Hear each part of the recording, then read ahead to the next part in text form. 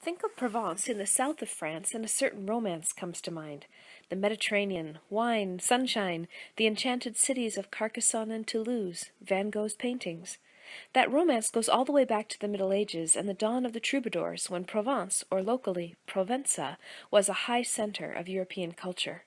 But in the Middle Ages, influential churchmen became convinced that uniquely Provençal patterns of worship represented the insidious spread of heresy, which, if left unchecked, could topple all Christendom.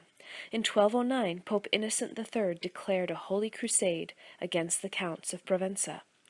God's armies, promised salvation and the spoils of war, marched south into Provence in the summer of 1209 and commenced a 20-year bloodbath.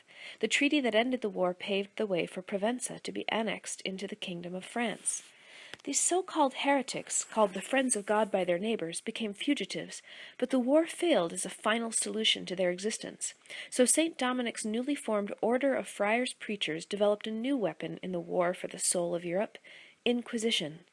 Punishments ranged from branding with the sign of the cross, to wearing yellow crosses for life, to house arrest, to death by fire. Patterns of persecution and punishment began to emerge in the 1230s and 40s and spread throughout the Western world, and they haunt us still.